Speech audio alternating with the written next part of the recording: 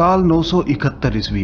मोहम्मद गजनवी मध्य अफगानिस्तान के केंद्र में बसा हुआ एक गजनवी वंश जो ईरान की भूमि में अपने साम्राज्य का विस्तार करना चाहता है।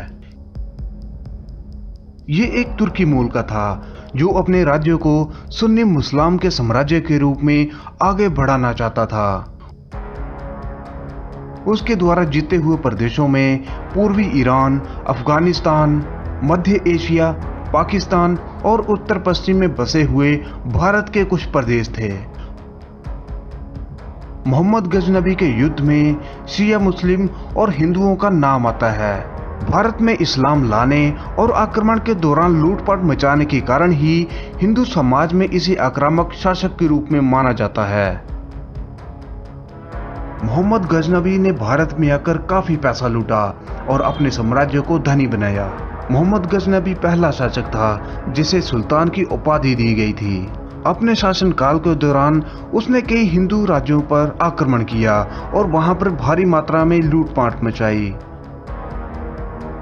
मोहम्मद गजनवी का जन्म वर्तमान के दक्षिण पूर्व अफगानिस्तान के जिले गजना में 2 नवंबर 1971 ईस्वी में हुआ था। उसके पिता एक तुर्की थे जिसने गजनवी साम्राज्य की नींव रखी। उसकी मां एक जुबलिस्तान के एक कुलीन परिवार की बेटी थी। 994 ईस्वी से वो अपने पिता के साथ युद्ध अभियान में लग गया और 998 ईस्वी में गजनवी का युद्ध जीत करके अपने पिता की सत्ता को संभाला। वहां से वो कांधार के हिस्से को जीतने के लिए निकल पड़ा। मोहम्मद गजनवी ने अपने विजय की शुरुआत भारत के उस दौर में करी जब राजपूतों की शक्ति कम हो रही थी। मोहम्मद गजनवी के भारत में आक्रमण करने के 2 प्रमुख कारण थे। आक्रमण का पहला कारण ये था कि मोहम्मद गजनवी भारत में छिपी हुई अपार धन की संपदा के बारे में जान चुका था। दूसरा कारण ये था कि मोहम्मद गजनवी भारत में इस्लाम को फैलाना चाहता था। इसके अलावा वो भारत से लूटे हुए धन से अपनी राजधानी मध्य एशिया को एक शक्तिशाली प्रदेश बनाना चाहता था। सन 1000 ईस्वी से मोहम्मद गजनवी ने भारत में विजय अभियान की शुरुआत करी।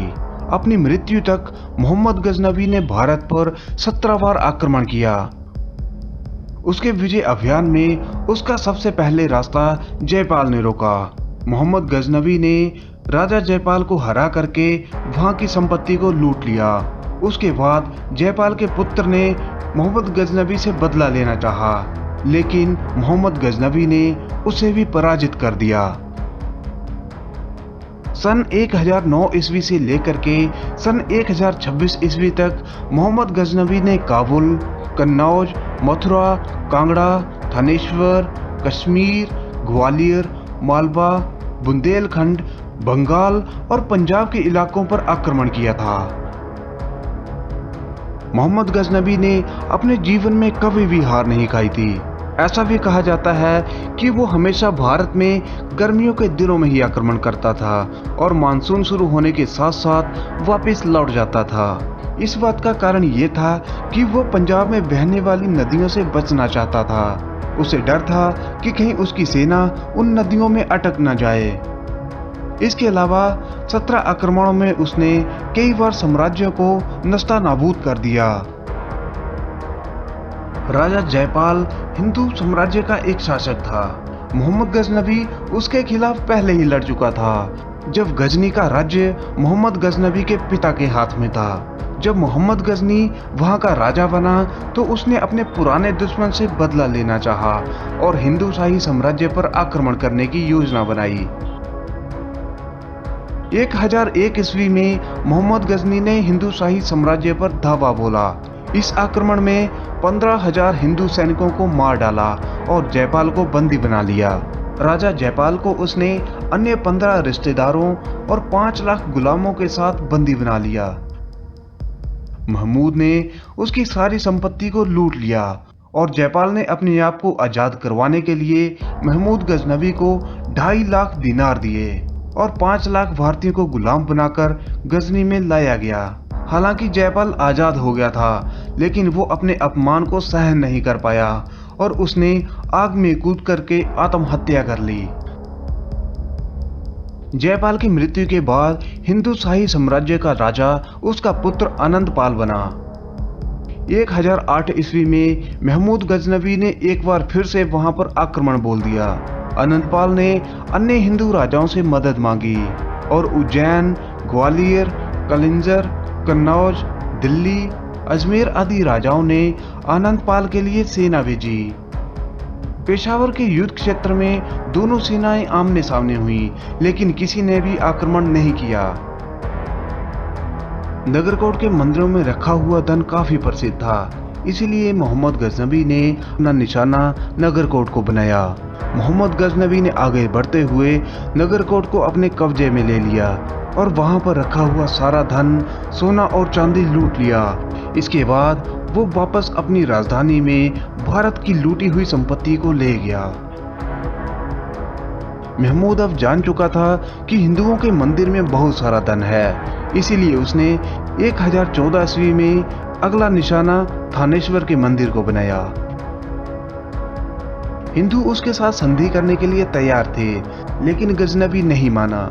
उसकी सेना ने सारे शहर को नष्ट कर दिया और नरसंहार करते हुए हिंदू मंदिरों को तोड़ दिया। जब मोहम्मद गजनवी ने मथुरा पर आक्रमण किया, तब वो हिंदू मंदिरों की सुंदरता को देख करके चकित रह गया। गजनवी के सामने युद्ध करने की किसी की हिम्मत नहीं थी और वो मथुरा का धन लूटते हुए वापिस चला गया। इसके बाद 1019 ईस्वी में उसने कन्नौज पर भी आक्रमण किया। कन्नौज का राजा राजपल उसका सामना नहीं कर पाया और अपना राज्य छोड़ करके भाग गया। गजनवी ने यहाँ भी पवित्र मंदिरों को लूट लिया और निर्दोष लोगों को मौत के घाट उतार दिया।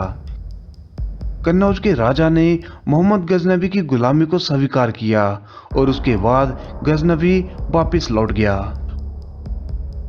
मोहम्मद गजनवी का सबसे प्रसिद्ध और क्रूर आक्रमण गुजरात के सोमनाथ मंदिर पर था। सोमनाथ मंदिर गजनवी से बहुत ज्यादा दूर था, इसीलिए वो अभी तक मोहम्मद गजनवी की नजर में नहीं पड़ा था। सोमनाथ मंदिर अपने अपार खजाने के लिए मशहूर था। सोमनाथ के मंदिर में 1000 पंडित शिव जी की सेवा में लगे हुए होते थे। सोमनाथ के मंदिर में एक प्रसिद्ध हीरे जवाहरातों से जड़ा हुआ एक शिवलिंग था, जो हिंदू धर्म के लिए काफी पवित्र था।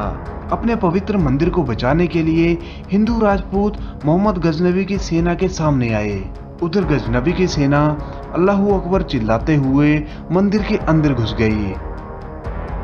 हिंदू राजपूतों ने बहादुरी के साथ आक्रमणकारियों का सामना करा और मंदिर को नुकसान होने से बचा लिया। ये लड़ाई पूरे 3 दिन तक चली। 3 दिन के बाद आक्रमणकारी सोमनाथ के मंदिर में प्रवेश करने में सफल रहे। गजनवी की सेना ने शिवलिंग को नष्ट कर दिया। मोहम्मद गजनवी ने अपनी सेना को आदेश दिया कि मंदिर के शिवलिंग को तोड़ दिया जाए और इसके साथ ही उसने मंदिर में रखा हुआ सारा खजाना लूट लिया। ऐसा कहा जाता है कि सोमनाथ के मंदिर में 20 मिलियन दिनार धन प्राप्त हुआ, जो उसके पहले आक्रमण से मिले हुए धन से 8 गुना ज्यादा धन था। सोमनाथ के मंदिर को लूटने के बाद मोहम्मद गजनवी वापस लौट रहा था, तब जाटों ने गजनवी की सेना पर आक्रमण बोल दिया। क्रोधित गजनवी वापस गजनवी तो लौट गया था, लेकिन जाटों से बदला लेने के लिए वो अंतिम बार 1026 ईस्वी में वापस भारत लौटा। उसने जाटों को पराजित किया और वापस लौट गया। सुल्तान मोहम्मद गजनवी को अपने अंतिम आक्रमण के दौरान मलेरिया हो गया था। मलेरिया से उसकी हालत बहुत ज्यादा बिगड़ गई थी, जिसके कारण उसे टीबी हो गया था। टीबी उस समय के दौरान में एक जानलेवा बीमारी थी, जिसका इलाज बहुत ही मुश्किल था। इसी बीमारी के कारण थोड़े समय बाद उसकी मृत्यु हो गई। गजनवी का साम्राज्य उसकी मौत के बाद 157 साल तक चला।